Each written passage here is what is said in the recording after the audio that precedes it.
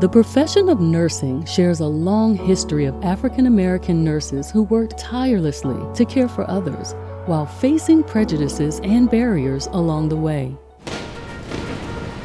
The American Civil War marked the first widespread use of African American women and men as nurses in a medical setting, where they worked in Union Army hospitals and on the nation's battlefields. In the decades following the Civil War and emancipation, opportunities for Black nurses slowly expanded, and as a field dominated by women, nursing emerged as an important occupation for Black women. At the end of World War I, with an influenza pandemic raging, 18 Black women became the first African Americans enlisted in the United States Army Nursing Corps. However, by World War II, African American women were once again excluded from the Army Nurse Corps. In response, a variety of organizations pressured the government to integrate, including the National Association of Colored Graduate Nurses, led by Mabel Keaton Stoppers. By the end of the war, African American nurses had been accepted into both the Army and Navy. Among this number was native Washingtonian and Prince George's County resident Edith DeVoe. Following the war, DeVoe became the first Black nurse in the regular Navy when she was assigned to the Navy Communication Annex Dispensary in Washington, D.C. DeVoe achieved another first in 1950 when she became the first African American nurse to be assigned to a duty station outside the mainland United States. In subsequent decades, opportunities for Black nurses in the military continued to expand. These advancements during the 20th century were made possible by expanding educational opportunities for Black nurses that began in the closing decades of the 19th century. In 1879, Mary Eliza Mahoney became the first African American in the U.S. to earn a professional nursing license when she graduated from Boston's New England Hospital for Women and Children Training School. But Mahoney's achievement did not immediately result in expanded educational opportunities for Black nursing students. White nursing schools often instituted quota systems for Black students, set up segregated accommodations, or completely banned them from attending.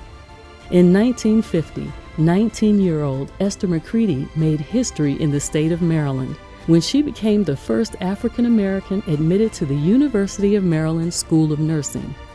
Her admission to the school was the result of a legal battle waged by the NAACP, led by civil rights legends Thurgood Marshall, Donald Gaines Murray, and Charles Hamilton Houston. But Mccready's struggle for equality did not end with her admission. She faced numerous acts of discrimination during her time at the school. Barbara Starks Jackson, a longtime resident of Prince George's County, who worked as a nurse at George Washington University Hospital, felt the effects of discrimination during her own training at the University of Virginia Hospital. And I started nursing in 1960. We didn't even know where the School of Nursing was because all of us were Black and we were not able to go into the white classrooms at all. The patients themselves were very, very mean to the Black nurses there. You were called all kinds of names, and they called themselves ordering you around just like you were their maid or their slave. Yes, there was lots of discrimination. During the era of Jim Crow, Black schools and hospitals filled the void for Black nurses by creating their own training programs, which provided a rigorous education in a welcoming environment. Among the earliest programs established for Black nurses was the Freedmen's Hospital School of Nursing in Washington, D.C., predecessor of Howard University School of Nursing. Established in 1893, the school would train some of the nation's leading Black nurses of the 20th century. Among its graduates was Bessie Crocker, a pioneer in the field of nursing in Prince George's County. In 1939, Crocker became the first Black woman appointed to serve at Glendale Hospital. In spite of protests from white government officials and healthcare workers, local Black organizations succeeded in having Crocker placed on the hospital staff.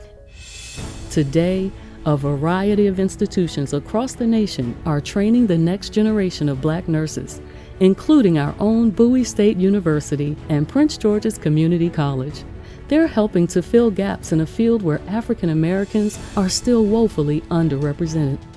There just aren't a lot of Black nurses, and I want the next generation to have representation in all of our communities. And I think that that's important. Why it's important is because there have been times where I've wanted to leave my job because I've been isolated or alienated or felt, prejudice. However, those moments where I walk into a room and I see that Black family meets eyes with me like, whoa, I was not expecting you. I am excited to see you today.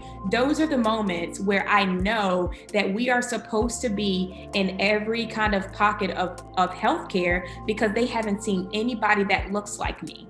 We're about to have baby boomers at a very fast rate, going into retirement. We are going to have a lot of gaps, and those gaps need to be filled with more than 8% of Black nurses, 10% Hispanic nurses. We need more people in the healthcare field so that we just have that representation. And I can just say, honestly, this is 13 years as a nurse. I wouldn't do anything else. There remains a great deal more to be done to ensure equal opportunities for African Americans in nursing. But the profession has been greatly improved over time, and today's Black nurses are continually pushing boundaries and reaching new levels of achievement.